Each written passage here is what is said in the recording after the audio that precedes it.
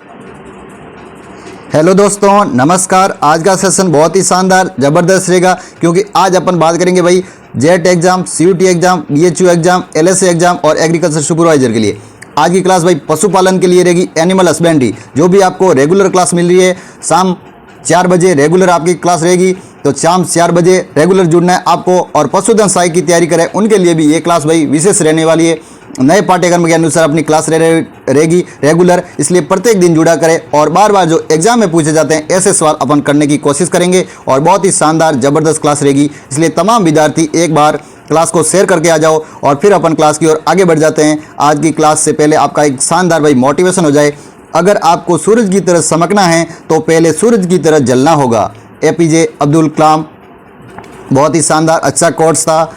अब अगले क्वेश्चन की ओर आगे बढ़ते हैं। पहला क्वेश्चन आ गया भाई, बहुत ही ज़बरदस्त क्वेश्चन। आज की क्लास का पहला क्वेश्चन आपकी स्क्रीन पर आ चुका है। तो एक बार जो भी विद्यार्थी इस क्लास को देख रहे हैं लाइक करके आ जाओ और चैनल को सब्सक्राइब कर दो। फिर अपन क्लास की ओर विधिवत बढ़ते हैं आगे। पहले क्वेश्चन की ओर आपके स्क्रीन पर पहला क्वेश्चन आ गया, ध्यानपूर्वक पढ़ेंगे और फिर राइट आंसर को टिक मारेंगे भाई। तो पहला क्वेश्चन क्या कह रहा है कि ब्रेड में मध्य चक्र की अवधि कितनी रहती है भाई? मध्य चक्र की अवधि बतानी है भाई।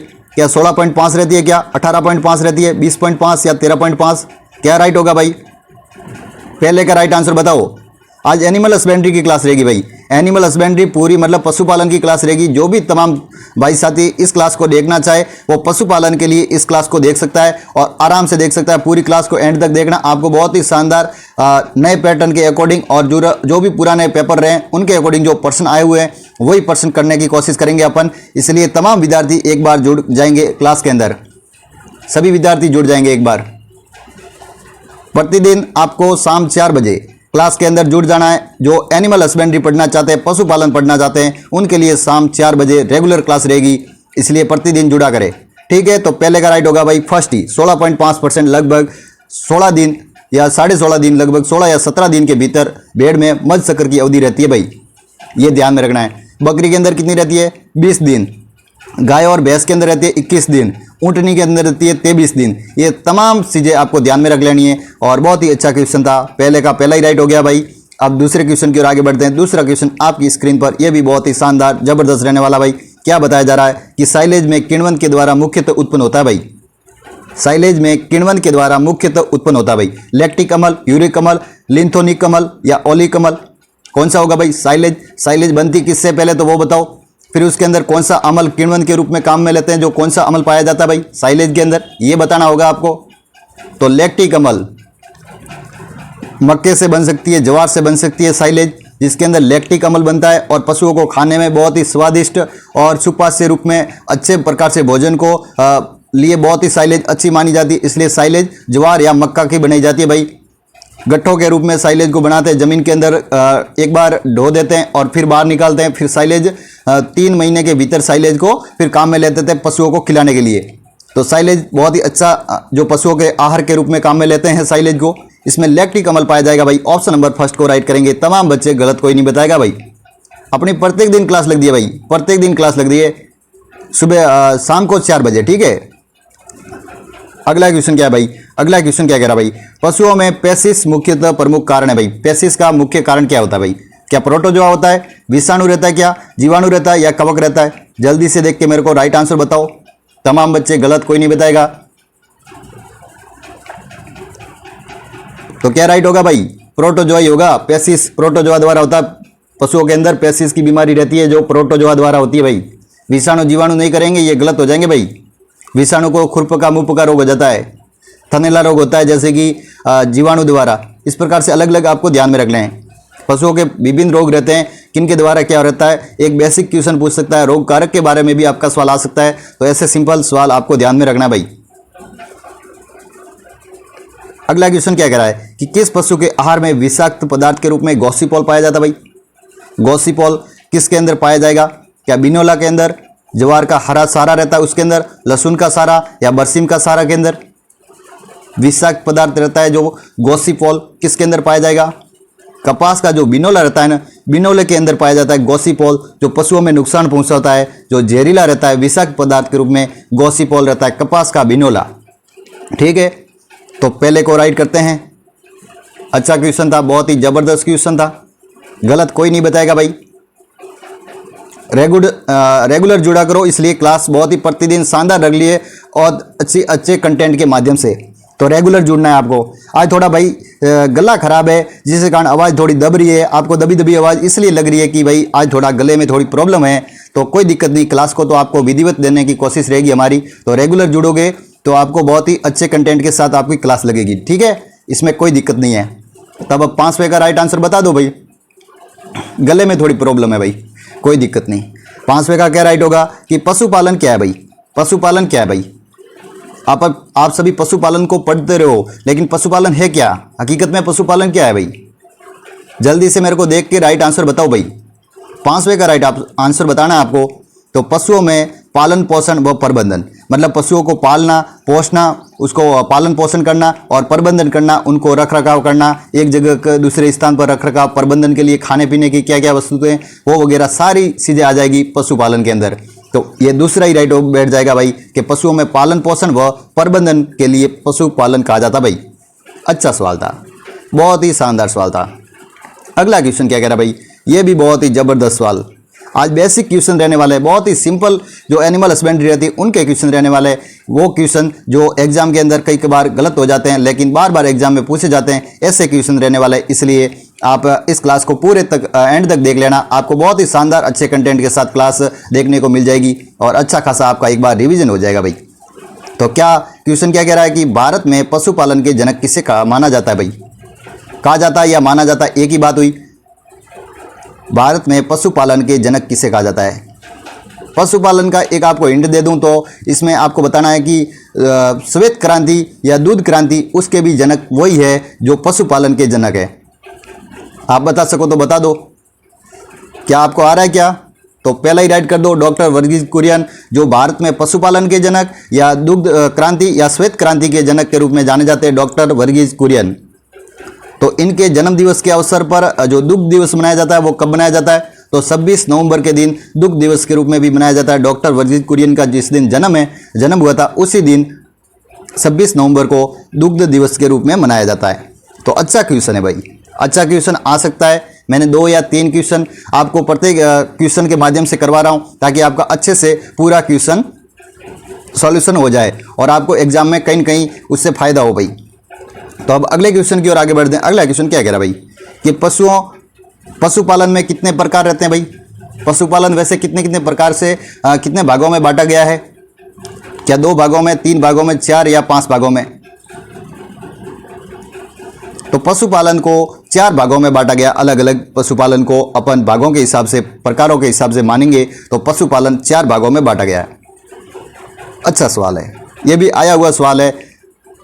अगला क्वेश्चन क्या कह रहा भाई? ये भी बहुत ही बेहतरीन सवाल कि मवेशी पालन क्या है भाई? मवेशी का मतलब क्या होगा? मवेशी का मतलब क्या होता है, आपको पता है क्या? मवेशी का मतलब होता है गाय वगैरह होती है, जानवर रहते हैं, उनके बारे में आपको बताना है कि मवेशी पालन क्या है। गाय, भैंस आदि पालतू पशुओं को पालन पोषण करना, वही हो जाएगा मवेशी पालन करना। गायों भैंसों का क्या करना है? आपको जो पालतू पशु रहते हैं उनका पालन पोषण करना, वही मवेशी पालन हो जाएगा। ठीक है, अच्छा क्वेश्चन था। आज मतलब शब्दावली के आपको क्वेश्चन दिखने को मिलेंगे, क्योंकि आपकी नॉर्मल शब्दावली रहती है, उसके बेसिक से आपको 2 या 3 क्वेश्चन हर एग्जाम में देखने को मिलेंगे, क्योंकि बेसिक पहले टॉपिक से ही होती है शुरुआत। तो उस टॉपिक को आप अच्छे से कवर करोगे तो 2 या 3 क्वेश्चन आपके एग्जाम के अंदर आएंगे, वो कवर हो जाएंगे आज इस क्लास से। तो आपको पूरी क्लास देखोगे तब पता लगेगा कि हकीकत में बहुत ही अच्छे सवाल करवा दिए भाई। अगला क्वेश्चन क्या कह रहा भाई? बहुत ही ज़बरदस्त सवाल है ये भी कि मुर्गी पालन क्या है भाई? मुर्गी पालन हकीकत में क्या है भाई? क्या मछली पालन है या मुर्गी बत्तख आदि पालन पोषण है? गाय भैंस के पालन पोषण है या मधुमक्खी पालन है? मुर्गी पालन को आप किस प्रकार से देखोगे? कौन सा राइट बैठेगा भाई? 90 का राइट आंसर बता दो मेरे को, जल्दी से देख के बता दो भाई। बहुत ही शानदार क्लास रहने वाली आज की। तमाम विद्यार्थी कमेंट सेक्शन के माध्यम से लिखेंगे भाई। राइट आंसर कमेंट सेक्शन के माध्यम से लिखना है आपको, साथ साथ में आपका अच्छा खासा रिवीजन भी हो सके और आप लिखने पर आपको याद भी हो जाए, तो आपको साथ साथ में लिखना है। ठीक है, कमेंट सेक्शन के माध्यम से आपको थ्योरी भी साथ साथ में थोड़ी बहुत लिख लेनी है, तो आपको प्रश्न पूरा रिवीजन हो जाएगा भाई। तो 90 का राइट होगा दूसरा, मुर्गी पालन, मुर्गी बतख आदि पालन पोषण करना, यही हो जाएगा मुर्गी पालन। मुर्गी होगी, बतख होगी, बटेर होगी आदि को पालन पोषण, बटेर भी एक मुर्गी पालन के अंदर आती है, तो ये सभी उनका पालन पोषण करना ही मुर्गी पालन होगा भाई। पोल्ट्री होगी, ठीक है। अच्छा सवाल। अगला क्वेश्चन क्या कह रहा है भाई कि मछली पालन क्या है भाई, पीसी कल्चर क्या है भाई, पीसी कल्चर क्या है भाई, मछली पालन क्या है भाई। मछली को आप किस प्रकार से देखोगे भाई, कौन सा राइट बैठेगा भाई कि मछली का पालन पोषण करना क्या, मुर्गी पालन करना क्या, या गाय भैंस आदि का पालन पोषण करना क्या, या मधुमक्खी पालन करना। राइट आंसर बताओ मेरे को, तमाम बच्चे राइट आंसर बताओ। तो मछली का पालन पोषण करना ही मछली पालन कहलाता है। बिल्कुल बेसिक क्वेश्चन है, गलत तो बताने की सवाल ही नहीं, नौबत नहीं होता, क्योंकि आपको तो बिल्कुल बेसिक क्वेश्चन करवा रहे हैं। आज तो भाई शब्दावली से हैं तो अच्छे क्वेश्चन आज तो आप कर लोगे, क्योंकि आपको पता है कि भाई सिंपल क्वेश्चन आ रहे हैं भाई, आज तो बिल्कुल सिंपल क्वेश्चन लाए भाई आज तो। अगला क्वेश्चन क्या कह रहा है, अगला क्वेश्चन ही बहुत ही सिंपल है कि मधुमक्खी पालन क्या है भाई। मधुमक्खी पालन एपीकल्चर बोलते हैं जैसे मधुमक्खी पालन को। 11th का राइट आंसर बताना भाई।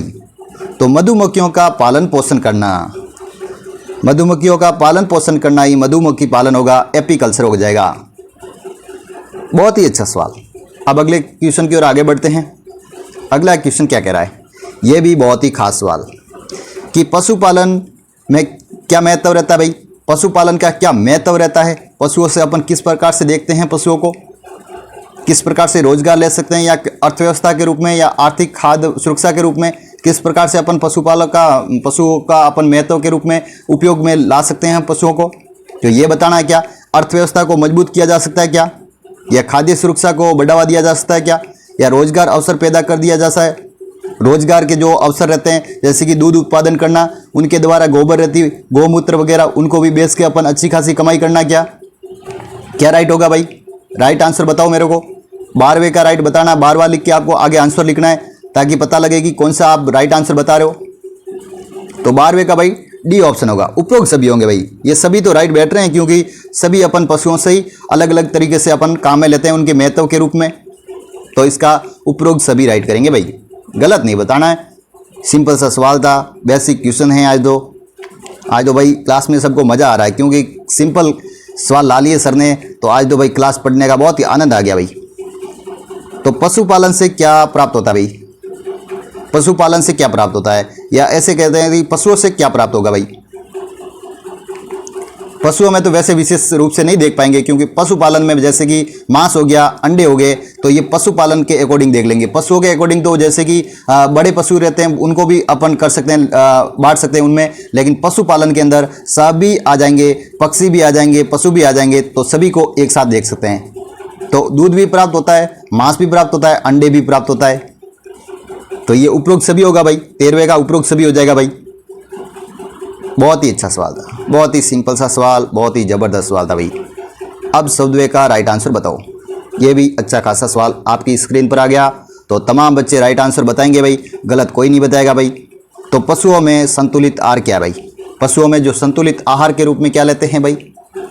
पशुओं को अच्छा खासा पोषण मिल सके, उनके आहार को अच्छी प्रकार से मजबूती हो सके, पशु स्वस्थ रह सके, इनके लिए क्या खिलाना चाहिए पशुओं को संतुलित आहार के रूप में, मतलब संपूर्ण आहार। जल्दी से देख के मेरे को राइट आंसर बताओ भाई।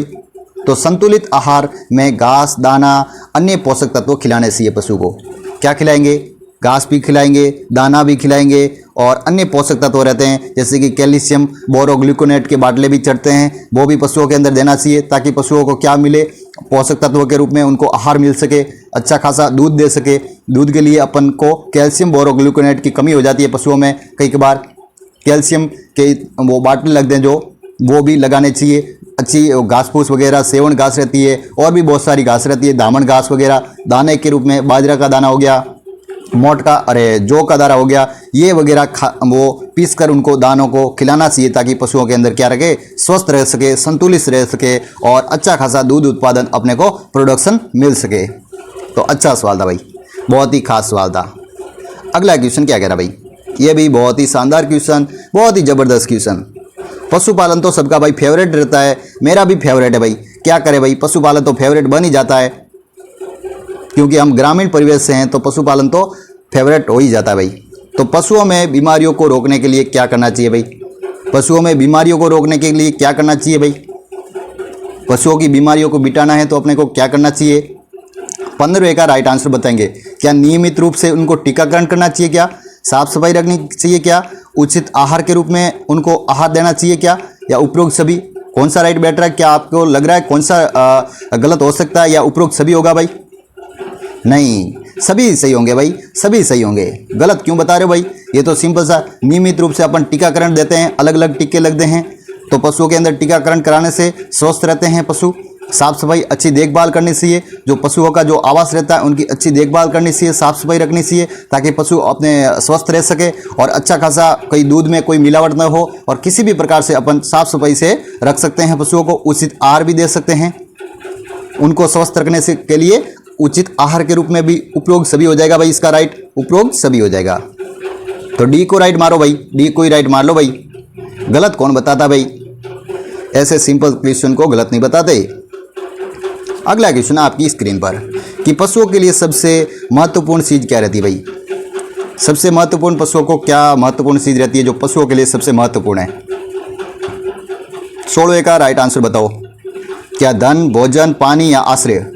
आश्रय मतलब आवास, रहने का आवास, पानी मतलब उनको पीने का, भोजन मतलब खाने की वस्तु, और धन मतलब किस प्रकार से उनको अलग अलग लाके धन के रूप में अपन खिला सकते हैं। तो पानी इसका महत्वपूर्ण जो चीज़ रहती है, जो मुख्य चीज़ रहती है पशुओं के अंदर, पानी की सबसे ज़्यादा आवश्यकता रहती है, सबसे महत्वपूर्ण भाग रहता है पानी। अच्छा क्वेश्चन था, बहुत ही सिंपल सा क्वेश्चन था। अब 17वें क्वेश्चन की ओर आगे बढ़ते हैं। 17वां क्वेश्चन आपकी स्क्रीन पर आ गया। बहुत ही जबरदस्त सवाल कि पशुओं में कौन सी तकनीकी का उपयोग किया जाता है भाई? पशुओं में कौन सी तकनीकी का उपयोग किया जाता है? क्या कृत्रिम गर्भाधान, भ्रूण स्थानांतरण या उत्तक संस्कृति? क्या हो जाएगा भाई? राइट आंसर मेरे को बताओ भाई। आजकल क्लोन के माध्यम से भ्रूण का भी स्थानांतरण बहुत हो रहा है। कृत्रिम गर्भाधान, अपन कृत्रिम गर्भाधान भी डॉक्टर्स के माध्यम से अपन कृत्रिम गर्भाधान भी करवा रहे हैं, और उत्तक वगैरह उनका जो भ्रूण रहता है उनके लिए भी संवर्धन वगैरह वो होता है, वो उसके अंदर करते हैं भाई। तो उपरोक्त सभी होगा भाई, उपरोक्त सभी तकनीकी अपने काम में लेते हैं जो पशुओं के लिए, उपरोक्त सभी हो जाएगा भाई।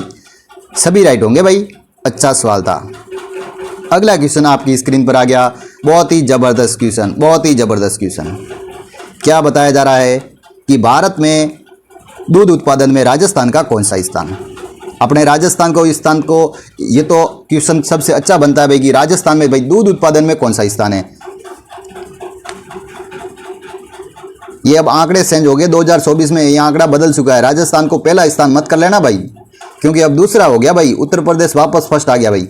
पहले अपन उत्तर प्रदेश फर्स्ट था, फिर राजस्थान आया, फिर वापस राजस्थान सेकंड पर चला गया। अब भी अपन दूसरे स्थान पर है। प्रोडक्शन के माध्यम से दूध का जो उत्पादन कर रहे हैं उसमें दूसरा स्थान भाई अपने राजस्थान का है।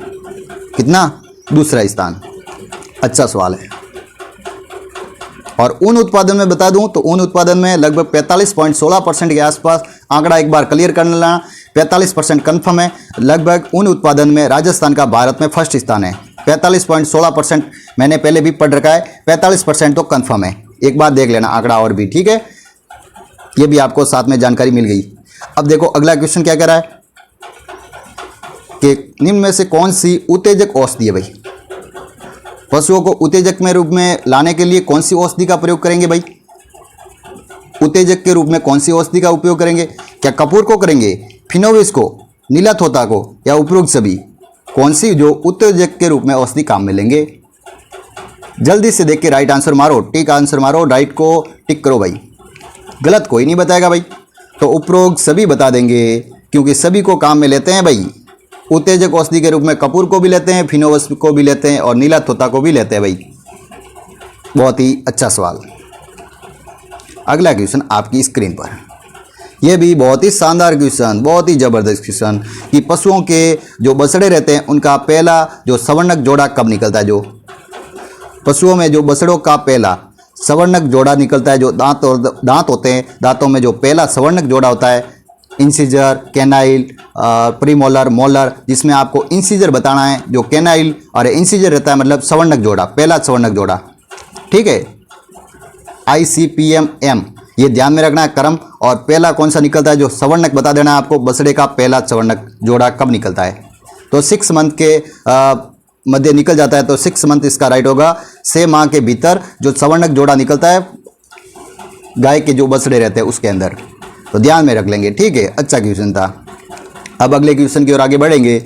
अगला क्वेश्चन तो बहुत ही बेहतरीन है भाई, डेयरी विज्ञान से सवाल है और ये तो सवाल खूब बार आया हुआ भाई।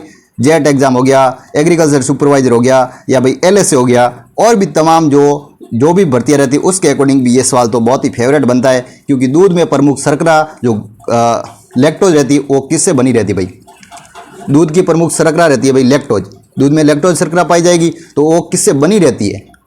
आपको ये तो पता है भाई कि लैक्टोज शर्करा रहती है, लेकिन वो बनी किससे रहती है? क्या ग्लूकोज प्लस गैलेक्टोज से, क्या ग्लूकोज प्लस ग्लूकोज से, या ग्लूकोज प्लस फैक्टोज से, या फैक्टोज प्लस ग्लूकोज। ठीक है, ये थोड़ा बहुत टाइपिंग मिस्टिंग हुई है लेकिन कोई दिक्कत नहीं है, ग्लूकोज। लेकिन इसका आंसर राइट बताएंगे आपको, थोड़ी बहुत टाइपिंग मिस्टेक हुई है। गैलेक्टोज कर लेंगे, फ्रुक्टोज प्लस ग्लूकोज। ठीक है, तो इसका फर्स्ट ही राइट होगा भाई, glucose plus galactose. Glucose plus galactose के द्वारा दूध में शर्करा जो लैक्टोज के रूप में बनी रहती है, ग्लूकोज प्लस गैलेक्टोज। इसका फर्स्ट ही राइट हो रहा है। अपने को चौथे पर जाना ही नहीं, चौथा गलत है तो गलत तो रहने दो, अपने तो पहला ही राइट करना है, क्योंकि पहला इसका राइट बैठ रहा था। ग्लूकोज प्लस गैलेक्टोज इसका राइट हो जाएगा। जो दूध में शर्करा लैक्टोज रहती है जो किससे बनी रहती है? तो ग्लूकोज प्लस गैलेक्टोज से बनी रहती है। आज ही रट लेंगे भाई, गलत नहीं बताएंगे, पहले का पहला ही राइट होगा भाई। ठीक है, अच्छा सवाल था। अब 22वें को बताओ भाई। 22वां सवाल आपकी स्क्रीन पर आ गया है, तो राइट आंसर मारेंगे भाई टिक। तो दूध में विटामिन सी सर्वाधिक किस पशु में पाया जाता है? वैसे विटामिन सी की मात्रा पशुओं के अंदर आपको दिखने को कम ही मिलेगी, लेकिन एक ऐसा पशु है जिसके अंदर जो विटामिन सी की मात्रा पाई जाती है। एकमात्र ऐसी जो पशु है जिसके अंदर विटामिन सी की मात्रा आपको देखने को मिलेगी। बाकी पशुओं में विटामिन सी खास करके नहीं पाया जाता। ये भी आपको जानकारी कन्फर्म है। एनसीईआरटी के अनुसार डाटा है कि विटामिन सी की मात्रा पशुओं के अंदर नहीं पाई जाती, लेकिन बकरी का दूध है जिसके अंदर भाई विटामिन सी पाया जाता है। विटामिन सी पाया जाता है, तो ये भी अच्छा सवाल है, बहुत ही खास सवाल है कि विटामिन सी के लिए अपन बकरी का दूध यूज करो तो विटामिन सी भाई मिलेगा, ये भी मानते हैं भाई। और सवाल भी आ चुका है 2-3 बार, तो आपको ध्यान में रख लेना है। ठीक है, अब 23वें को राइट आंसर बताओ भाई कि दूध का कवतनाक बिंदु कितना होता है? कवतनाक बिंदु बताना होगा आपको। दूध में मिल्क के अंदर कवतनाक बिंदु कितना रहता है भाई? मिल्क का कवतनाक बिंदु कितना रहेगा? 23वें का राइट आंसर बता दो, कितना रहेगा? क्या 100 degree centigrade, 99 degree centigrade, 100.15 degree centigrade, या 101 डिग्री सेंटीग्रेड? बिल्कुल सही बता रहे हो, 100.15 डिग्री सेंटीग्रेड यही राइट बैठेगा भाई। 100.15 डिग्री सेंटीग्रेड होगा भाई, सही बता रहे हो, अच्छे से पढ़ रहे हो भाई। बिल्कुल लग रहा है मेरे को कि पशुपालन आपका फेवरेट है और फेवरेट रहेगा भाई। सामान्यतः दूध का पीएच कितना रहता भाई? कंफर्म आंकड़ा नहीं है, लेकिन कंफर्म आंकड़े से कम नहीं है, क्योंकि ये सवाल 2 या 3 बार पूछा जा चुका है। क्योंकि अपन को कन्फ्यूजन के लिए ऐसे सवाल करवाए जाते हैं, ऐसे सवाल मतलब आते हैं ताकि आपको एग्जाम के अंदर कहीं न कहीं गलती न कर बैठो कि 7 पीएच से कम, 7 के बराबर, या 7.9 से अधिक, या 8 के बराबर कितना रहेगा। आपको ज़रूर एक बार कन्फ्यूज किया होगा, लेकिन आपने पढ़ रखा होगा, कंफर्म आंकड़ा पढ़ रखा होगा, तो गलत नहीं बताएंगे, गलत कोई नहीं बताएगा। तो पहले का अपने 24वें का फर्स्ट ही राइट करेंगे भाई। पहला ही राइट होगा कि 7 से लगभग कम रहता है। तो आपको फिक्स आंकड़ा बता दूं मैं क्या? तो 6.4 से 6.7% के आसपास यही आंकड़ा एनसीईआरटी के अनुसार मिलेगा, इसलिए मैंने 7 पीएच से कम बताया आपको। तो 6.4 से 6.7 यह आंकड़ा कंफर्म है। एनसीईआरटी जो आरबीएसई 12th वाली बोर्ड वाली जो किताब है उसके अकॉर्डिंग ये आंकड़ा ले रखा है भाई, तो ध्यान में रख लेंगे। ठीक है, अच्छा सवाल था। अब अगले सवाल की ओर आगे बढ़ जाएंगे। अगला सवाल ही बहुत ही बेहतरीन भाई, बहुत ही शानदार, कि घी में अधिकतम स्वीकार्य नमी कितने % पाई जाती है? नमी की मात्रा पाई जाती है भाई, नमी बतानी है आपको। नमी, स्वीकार्य नमी जो घी के अंदर बिल्कुल कम मात्रा में दिखने को मिलेगी, 1% भी देखने को नहीं मिलेगी, इतनी जो घी के अंदर स्वीकार्य नमी पाई जाती है। तो 0.5% के जो रहती है घी के अंदर नमी की मात्रा, 0.5%। तो 25वें का फर्स्ट आंसर राइट होगा भाई, 0.5%। First is the right answer, गलत कोई नहीं बताएगा भाई। सिंपल सा क्वेश्चन है भाई। अगला क्वेश्चन को राइट बताएंगे। अगला क्वेश्चन आपकी स्क्रीन पर आ गया। तमाम बच्चे राइट आंसर बताओ। बहुत ही शानदार क्लास रहने वाली भाई। अभी तो बिल्कुल 30 ही क्वेश्चन के भीतर अपन क्लास खत्म करेंगे, इसलिए क्लास को पूरी तक देख लेना। अभी तक तो अपना कोई थकान हुई नहीं, कई मुश्किलें आई नहीं, तो पूरी क्लास देखने में कोई दिक्कत नहीं होगी। 4-5 क्वेश्चन रहे हैं तो वो भी पूरे कर लेंगे आराम से, कोई दिक्कत नहीं आई। अभी तक कोई दिक्कत आई क्या? किसी को दिक्कत आए तो मेरे को कमेंट सेक्शन के माध्यम से बताना। किसी को दिक्कत आ रही है कोई पढ़ने में, कोई कंटेंट में, या कोई भी और भी आपकी जो परेशानी हो, मेरे को कमेंट सेक्शन के माध्यम से एक बार लिख देना। आपका वो कमी को पूरी कर लेंगे भाई। कि भैंस में कौन सी नस्ल जो उत्पत्ति स्थान उत्तर प्रदेश है भाई? भैंस की ऐसी कौन सी नस्ल है जिसकी उत्पत्ति स्थान उत्तर प्रदेश है? जल्दी से देख के राइट आंसर को टिक मारो। 26वें का राइट आंसर बता दो भाई। 26वें का राइट आंसर बताना होगा आपको। क्या महसाणा, टोडा, जाफराबादी या तराई? तो तराई राइट होगी, ये उत्तर प्रदेश की है भाई, तराई। आप सोचते होंगे कि भदावरी का नाम नहीं आया भाई, तो चलो भदावरी भी बता देता हूँ। भदावरी और तराई ये दोनों ही उत्तर प्रदेश की है। महसाणा कहाँ की है? अहमदाबाद का लगभग, ये गुजरात का काठियावाड़ क्षेत्र, गुजरात के आसपास पाई जाने वाली महसाणा भैंस है, जिसकी मतलब दूध की जो दूध काल रहता है, मतलब सबसे लंबा दूध काल रहता है, वो महसाणा भैंस का रहता है। टोडा कहाँ की है? टोडा आपने पढ़ रखी है क्या? टोडा तमिलनाडु की है, तमिलनाडु बताएंगे। इसका सवाल राज्यों के अकॉर्डिंग बने तो तमिलनाडु 2 या 3 बार ये जेट में और सीयूटी में भी, और आईसीआर पहले होता था तो आईसीआर में भी ये क्वेश्चन आ चुका है भाई। और जाफराबादी कहाँ की है? तो जाफराबादी गुजरात की है। ये सभी ध्यान में रख लेंगे। अगला क्वेश्चन की ओर आगे बढ़ते हैं। अगला क्वेश्चन आपकी स्क्रीन पर आ गया। ये भी बहुत ही खास सवाल। क्या बताया जा रहा है कि भेड़ का वैज्ञानिक नाम क्या है भाई? भेड़, सिप जिसको बोलते हैं भेड़, इनका वैज्ञानिक नाम बताना भाई। क्या कैप्रा इरकस है, ओविस एरिस है, बॉस इंडिकस है, बुबेलस बुबेलिस है? जल्दी से देख के बताओ मेरे को। तमाम पशुओं के जितने भी है सभी कमेंट सेक्शन के माध्यम से बता दो। जितने भी वैज्ञानिक नाम है सभी पशुओं के एक साथ कमेंट सेक्शन के माध्यम से, सारों के कमेंट सेक्शन के माध्यम से लिख लो। कौन कौन राइट बताता है, किस पशु का कौन गलत बताता है, मेरे को पता लगता है भाई। आपको कितने वैज्ञानिक नाम आ रहे हैं मेरे को पता लगता है। सभी जने एक बार कमेंट सेक्शन के माध्यम से लिखेंगे भाई। तो इसका राइट आंसर क्या हो जाएगा भाई? राइट आंसर होगा ओविस एरिस। भेड़ का क्या रहेगा? ओविस एरिस। कैप्रा इरकस किसका रहेगा? बकरी का। बॉस इंडिकस किसका रहेगा? जो अपनी भारतीय गाय है उनका। और बॉस टॉरस किसका रहेगा? जो विदेशी गाय। और बुबेलिस बुबेलिस किसका रहेगा? भैंस का रहेगा। और भी तमाम पशु हैं, उनका भी नाम आपको साथ में लिख लेना। जितने थे उतने तो मैंने बता दिए, और भी है तो वो कमेंट सेक्शन के माध्यम से सारों के नाम लिख लो। आपको कितने आ रहे हैं मेरे को पता लगता है कि कौन राइट बताता है या गलत बताता है। ठीक है, तो कमेंट सेक्शन के माध्यम से बताएंगे भाई। अब 28वें सवाल की ओर आगे बढ़ जाएंगे। 28वां सवाल आपकी स्क्रीन पर आ गया भाई कि भेड़ के समूह को क्या कहेंगे भाई? जो भेड़ का समूह मतलब वो झुंड रहता है, एक प्रकार से एवड़ के रूप में जो भेड़ रहती है, तो भेड़ के झुंड को क्या कहा जाएगा? क्या हर्ड कहा जाएगा, फ्लॉक कहा जाएगा, क्या क्लाउडर कहा जाएगा, या ट्रिप कहा जाएगा? क्या कहा जाएगा भाई? जल्दी से देख के मेरे को राइट आंसर बताओ भाई। तो गलत नहीं बताएंगे भाई। हर्ड कौन बता रहा है? हर्ड तो गाय और भैंस का होगा भाई, फ्लॉक होगा भाई, फ्लॉक। ट्रिप किसका होगा? ट्रिप तो बकरी का रहता है भाई, बकरी का रहता है। तो फ्लॉक बताओ, फ्लॉक बताओ। मुर्गी का भी फ्लॉक रहता है और भेड़ का भी फ्लॉक रहता है, ठीक है। और हर्ड रहता है गाय और भैंस को, जिसको सेड भी सेड दो आवाज को कह देंगे। सेड दो आवाज को कहते हैं सेड, ठीक है। अब देखो 29वें सवाल की ओर आगे बढ़ते हैं। 29वां सवाल आपकी स्क्रीन पर आ गया। ये भी बहुत ही अच्छा सवाल, बहुत ही शानदार सवाल भाई कि भैंस में श्वसन की गति प्रति मिनट कितनी रहती है? भैंस में जो श्वसन गति रहती है भाई वो बतानी भाई। श्वसन गति, नाड़ी दर नहीं बतानी आपको, श्वसन दर बतानी है भाई। श्वसन दर बतानी है बफेलो के अंदर। तो बफेलो की श्वसन दर कितनी होगी भाई? कितने मिनट में भाई वो श्वसन करती है भाई? प्रति मिनट में कितना कर देती है? लगभग 16 से 18 प्रति मिनट के अंदर वो श्वसन गति दर रहती है भाई भैंस के अंदर। एक मिनट में 16 से 18 बार वो श्वसन करती है भाई। तो मनुष्य कितनी बार करेगा भाई श्वसन? मनुष्य कितनी बार करता है? लगभग 72 बार प्रति मिनट के अंदर 72 बार श्वसन लेता है मनुष्य। अच्छा सवाल। अगला क्वेश्चन क्या कह रहा है भाई? ये भी बहुत ही शानदार क्वेश्चन, बहुत ही जबरदस्त क्वेश्चन। क्या बताया जा रहा है कि भैंस के मांस को किस नाम से पुकारते हैं? तमाम पशुओं के जो भी मांस रहते हैं, मीट रहते हैं, मीट के नाम सभी पशुओं के लिख लो। आपको कितने पशुओं के मीट के नाम आते हैं, जिसके मांस के नाम आते हैं, अलग अलग पशुओं के अलग अलग रहते हैं, तो वो तमाम आपको कमेंट सेक्शन के माध्यम से सारे पशुओं के मांस लिख लो एक बार। कि आपका अच्छा खासा रिवीजन हो जाए, कि आपको कितने कितने आ रहे हैं आपको पता लगे।